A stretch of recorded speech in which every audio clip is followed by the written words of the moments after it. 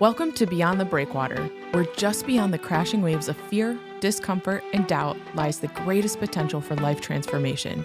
We want to guide you into the open waters where the calculated risk you take becomes the turning point for you or your organization to thrive. So draw up your anchors and prepare for departure in this week's episode of Beyond the Breakwater.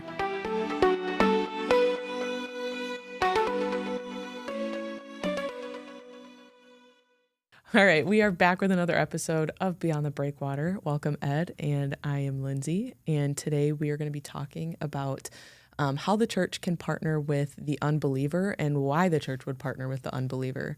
So, Ed, jump right into it. Where are we going with this? I think it's a great conversation to have because I think churches, piggybacking on last week, it's so easy for the church to kind of huddle and be comfortable and take care of itself. And so being uncomfortable and moving into the community or doing something in the community is a big step for people. Mm-hmm. And I know we're going to maybe break that down a little bit, but, even first steps, and I know we've talked about first steps before about what a church can do who doesn't have any ministries in the community. But I think the landscape of church has really changed over the years. Mm-hmm. Yeah. So why are we talking about this today of like partnering with the unbeliever? And if a church doesn't have a ministry, let's kind of just start there. We've talked about, I think, the importance of building bridges in the community and kind of regaining that influence. And so as churches may begin to do that, we've talked about some first steps being like, get out there, go write your message at a McDonald's, at a coffee shop, like go somewhere in the community where you can get to know your waiter or waitress, ask them questions, like know their life and what their hurts are, what they struggle with, what they need, because most likely that person is kind of like copy and paste for many others in the community who have the same kinds of needs. Yeah. And the church can kind of stand in one of the greatest places and provide that need in a way that is affordable and in a way that is dignifying to them. And it's different than what any other nonprofit can do, what any government welfare program can do. And so as people are starting to do that, they're hitting the pavement, they're getting outside their church, how can they partner with the unbeliever? Yeah, okay, good. You kind of made me smile there because I think you hit 10 podcasts in about 3 sentences. You covered a lot of ground. I had to get it before I gave you the mic. I want to go back before we go forward, and I want to start answering the why, and then I think it's going to make more sense about how we partner with unbelievers in the community. So if we go back, if you've never read, there's this great book. It's called Canoeing the Mountains by Tim Bolsinger. And I just listened to him on Carrie's podcast just a couple weeks ago. It was really nice to listen to him again. And I've heard him live, met him, talked to him one-on-one about kind of our ministries and what we're doing, got his take. But here's the premise of what he's talking about. He uses Lewis and Clark as an example of when they were looking for a waterway connecting, the Pacific Ocean and the Atlantic Ocean, which is what they were looking for many years ago. He uses that as an example that we were trained as pastors as water people. So we were trained in 3 things, and seminaries still today focus on preaching, pastoral care, and programming. Having a great kids programming, having a senior program, having good preaching on Sunday morning, the sick, the dying, marrying people, burying people. That's where, as pastors, we were trained. We're trained exegetically, like looking at the scriptures and understanding the scriptures, the historical context. That's how we're trained. There's only one problem with that. What if people who are unbelievers aren't coming anymore? And that's the premise of the book. Like, what happens when the river dries up? When and all you've ever known is the water. That's all they've ever known. Yeah. So when Lewis and Clark got to the tip of the Mississippi, they were expecting water, and they did not expect the Rocky Mountains. They did not. It was horrifying. I mean, I think that's the word they used, terribly horrifying or something like that. The Rocky Mountains. That was a decision time. Because either they're going to turn around and go back because they were water people, or we have to ditch the canoe. And we got to figure out how to ride a horse. And we've never done that before. And we don't know the first thing about how to get over the Rockies, so we have to partner with, I know there's different pronunciations, but Sacagawea. That's how I've always known her to be, pronounced her name. So if you use that example, the church, like the water, is going out rapidly. Churches are dying. So if you're on dry ground and you're still paddling, you're not going anywhere. And your church is dying. And this is where, when we talked about those, last week we talked about being missional and being stable and being consumerism and preservations and death. Well, at what point, I know we're theory, but at what point, when there's no more water, do you realize you have to get out? I mean, a good friend of mine used to say, which I think is hilarious, when the horse is dead, dismount. And I love that. Fair. Because I think a lot of times churches, they're riding a horse that's dead, and they Yeah. just keep riding it, and they keep trying to think, why isn't this working? Why isn't it working? This is my only training. And it's not till we come to the realization that what brought us to that place in the past isn't going to take us where we want to go in the future. And so we have to learn new skills. We have to try new things.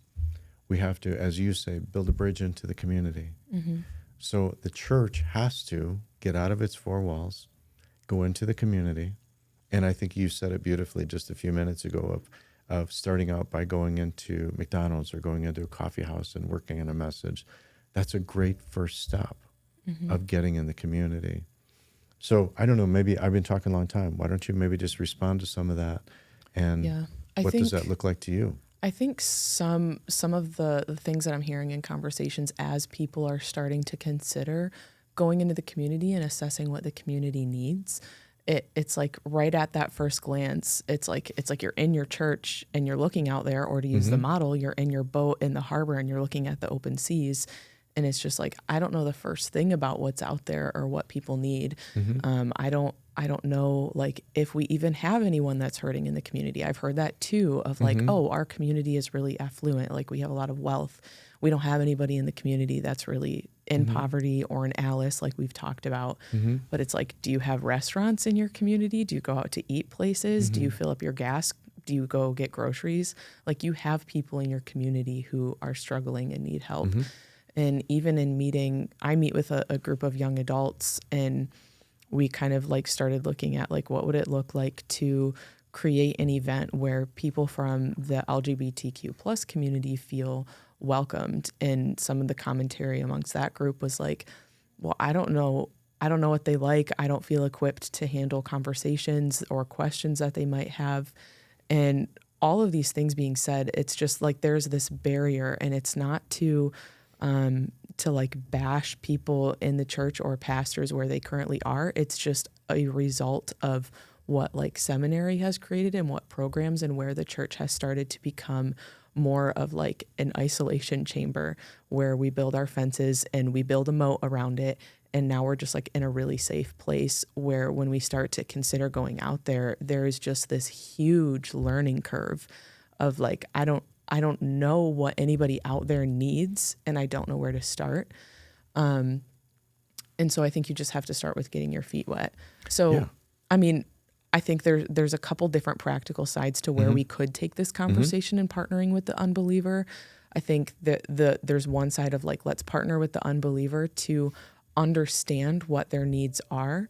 And I think there's also a side that I think you do really well of partnering with the unbeliever, because like they are valuable, and it's like they have something where you're like, teach me how to do that. Like we just bought this new building for the bridge. Like, I don't know the first thing about, I don't know what a number of things that you did in that building where I'm not a tradesperson, but I'm assuming you learned from a lot of people who were not in the church of what you needed to do to prepare that building for the community. Yeah. I want to go back to just a comment when you said, they were talking about the LGBTQ community. Isn't it amazing? God just loves all of us. He loves everybody. And the church just needs to really love people deeply from the heart. And it doesn't matter. It doesn't matter what's going on in a person's life. The church is just called to love and love every single person. And I think that's the motivation for this is God's called us to get out and to love people. So if we start there, you talked about restaurants. If you wonder how to partner with somebody, believer or unbeliever, next time you're in a restaurant, just ask the question, what do you think? Ask your waiter, waitress, what do you think the needs in our community are? What do you hear? Where do you think people have the greatest need in our community, or what's lacking in our community? It's amazing. That simple step, you just partnered with somebody. And they started to tell you what some of the needs were. And then now you've got something. When you go to the gas station, just ask, hey, you see a lot of people in here. Where do you think people are hurting the most? What have you seen? What have you heard? What do you think we could do about it? Can this community help anybody with these needs? And so slowly you actually need the people in the community. If you're trying to ask the church, the local church, what the needs are in the community, you're asking the wrong people. Even though they may be part of that, I think you got to get out into the community and you got to find out from everybody else's perspective what they're looking for. Yeah. So simple questions, just ask. So let's grow this conversation beyond this, because I think that God uses unbelievers for the sake of his mission.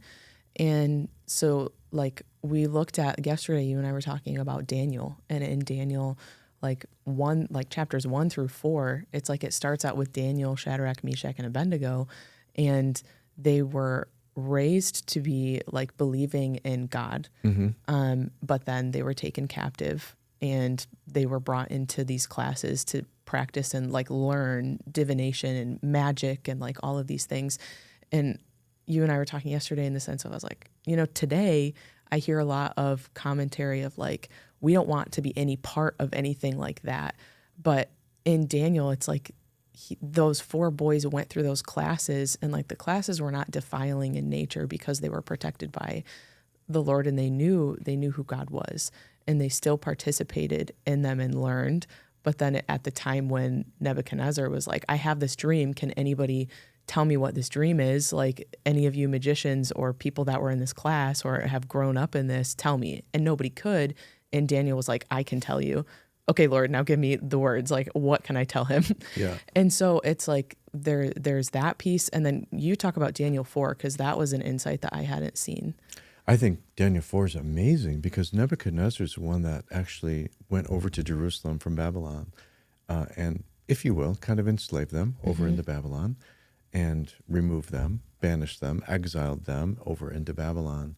But then in Daniel 4, the same Nebuchadnezzar that the chapter earlier, Shadrach, Meshach, and Abednego threw them into the fiery furnace. They didn't die, but all the people that carried them died. So the king was sacrificing his own people to kill these 3 believers. Well, in chapter 4, Nebuchadnezzar, and everybody has to look this up because this was insightful for me too, that Nebuchadnezzar wrote a letter to every nation and every people on earth and wanted to tell them about how amazing God was and the miracles that God has done. So it took for, as you say, Daniel, Shadrach, Meshach, and Abednego to go to Babylon. And they had to learn all of these things of the Babylonians that was contrary to their upbringing and their faith. But in the process of that, the king was converted by God, which is incredible. But you see, what we're talking about? It's kind of a piggyback for next week. They were missional. In the worst of situations, they were always still missional, and they're still going to follow the Lord. So let's make this a little bit practical. Yeah. I'm all about practical. Yeah. How so? Yeah. Well, here's where the practical comes in. So when we had this idea to build a garage, I didn't know the first thing about, setting up a shop, running a garage. So I had heard that Delta College, which is a community college here, they have an automotive program. So I just went over there and found out who the guy was. His name was Tom Coates. I mean, this is 12 years ago. Went up and introduced myself and said, do you think maybe I could spend some time with you because we're thinking about setting up a shop? And he said, absolutely. So he took a couple hours with me. But, he doesn't know who I am. And the circumstance that I walked into, I would just say it's kind of interesting place for the church to be hanging out.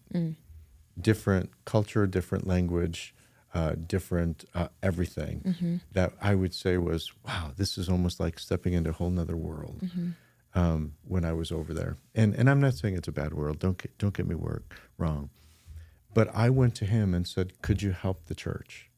Could you help me? Help design a building. What would you do? How would you do it? Can I come back again? So it went back again, started drawing things out, and you want to do it this way, and always lots of colorful language. And he was teaching me how to do this. And I think that's one of those things where then as we started the garage, so I know this is a ministry that we have, but we have all of these vendors. We partner with a lot of parts stores.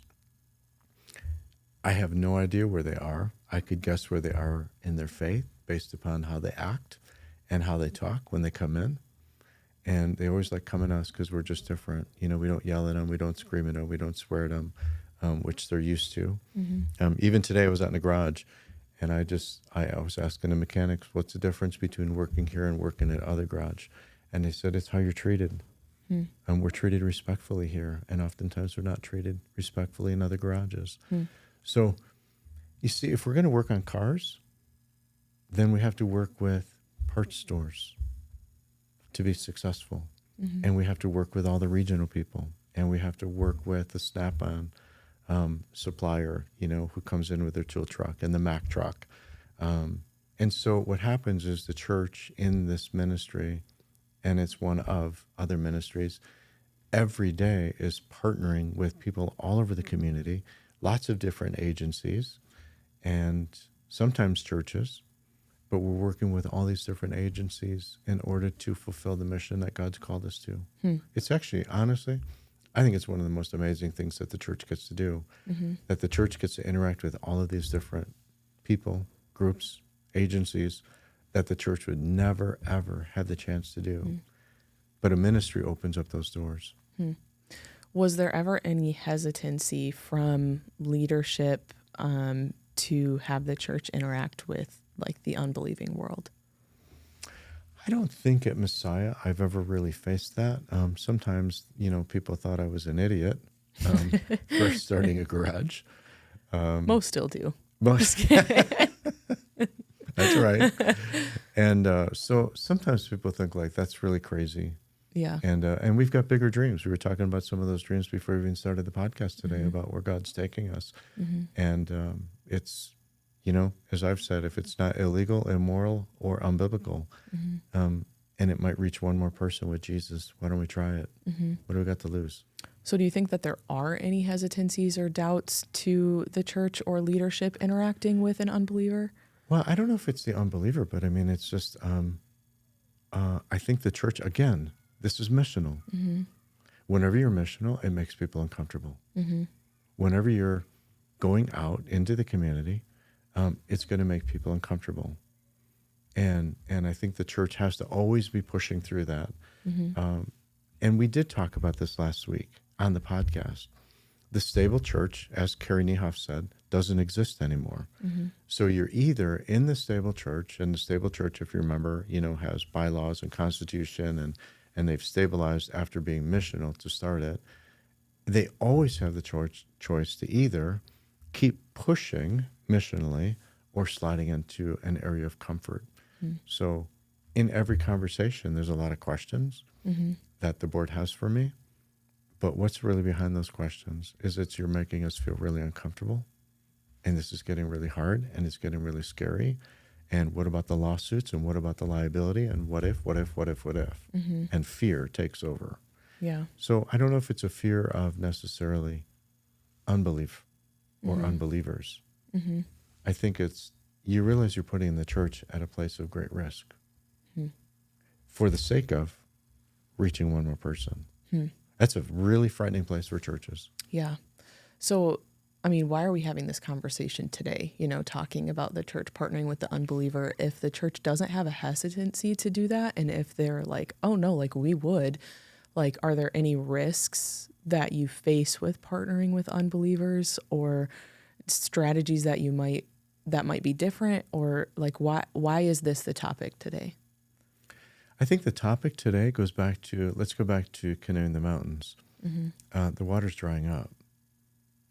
And the church either has to change its strategy and start becoming missional and go where God's taken them, and doing what they've always done is no longer working. And so they need to have a new strategy. And the new strategy for the church is to be out in the community. And as soon as you're out in the community, the church would be foolish to think that they know how to do ministry in the community.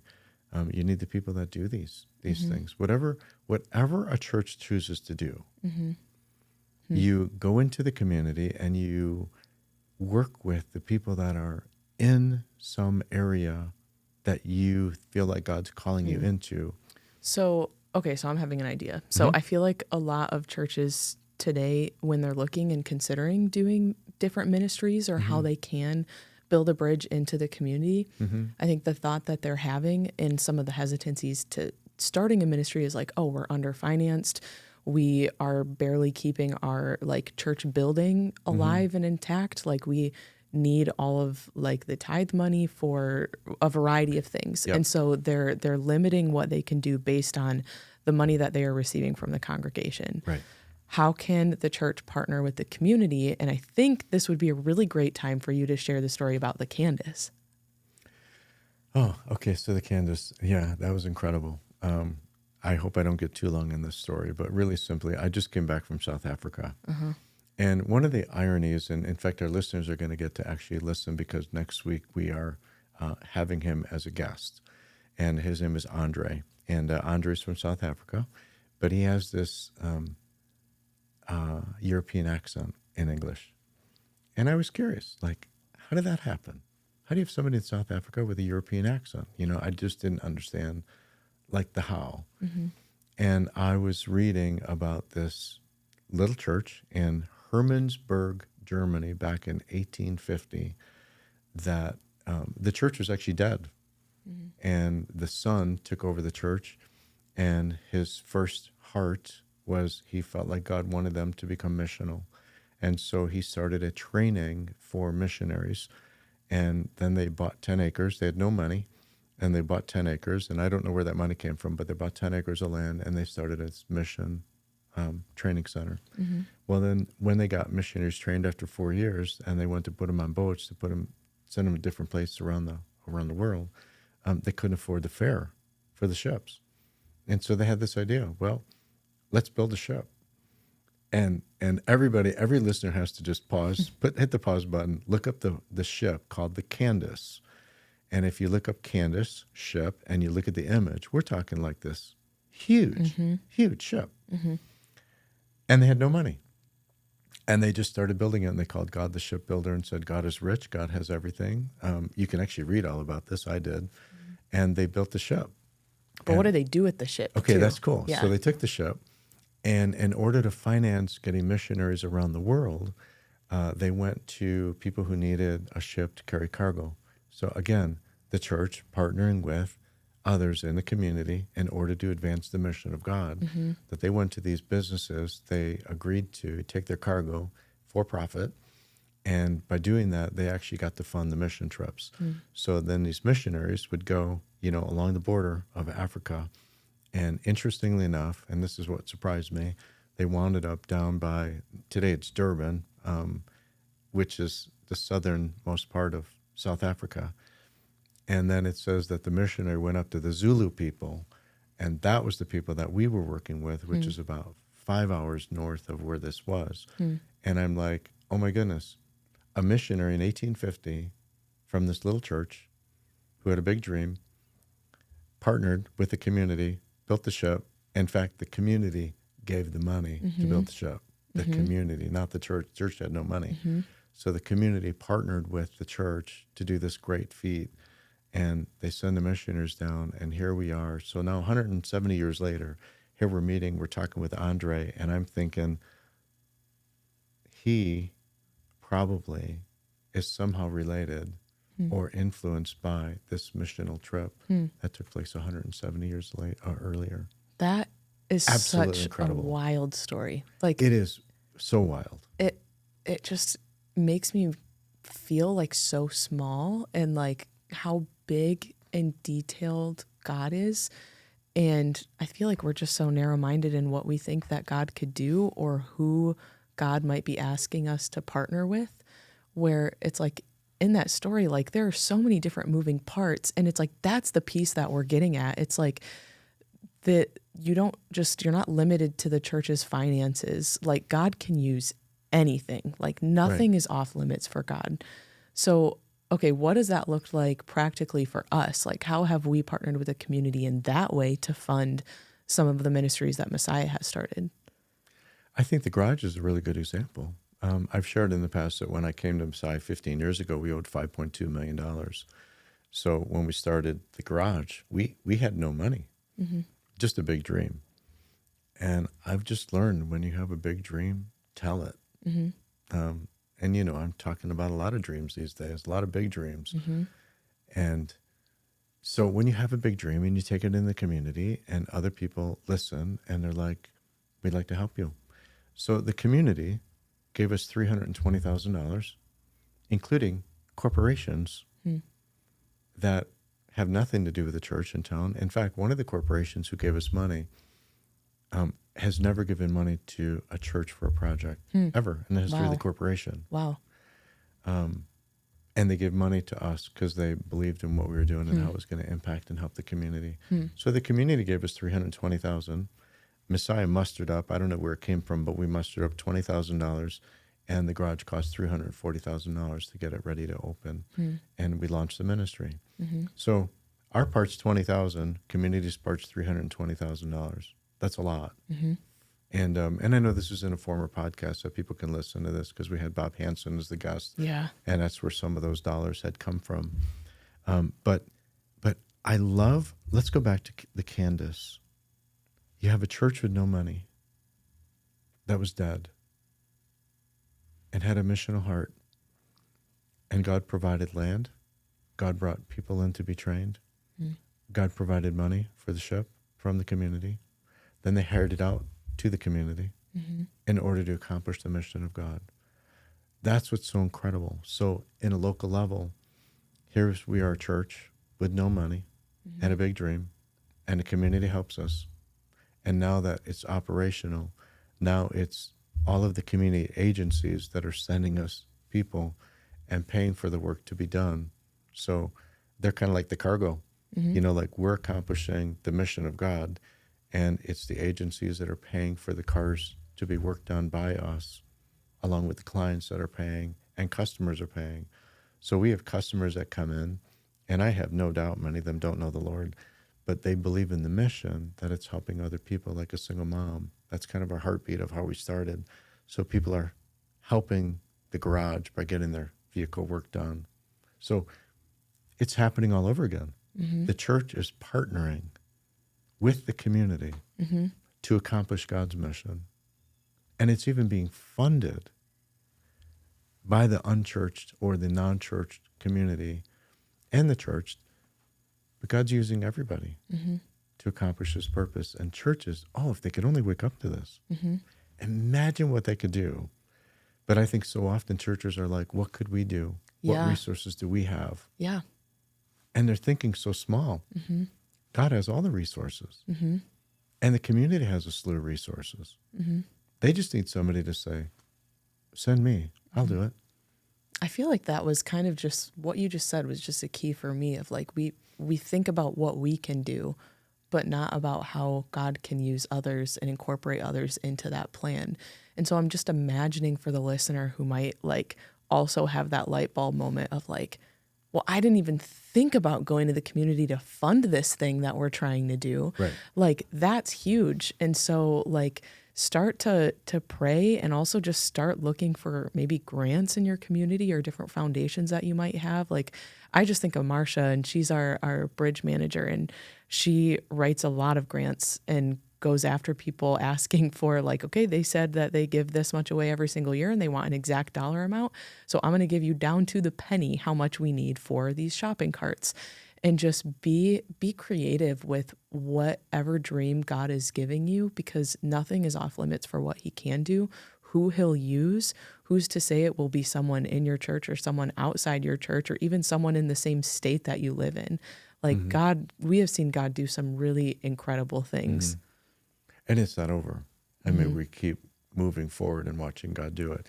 If we go full circle, and then I think we can kind of wrap it up with this, the church needs to change the way they're doing things, the way that they've always done them, and they've had their offerings to do what they've been called to do.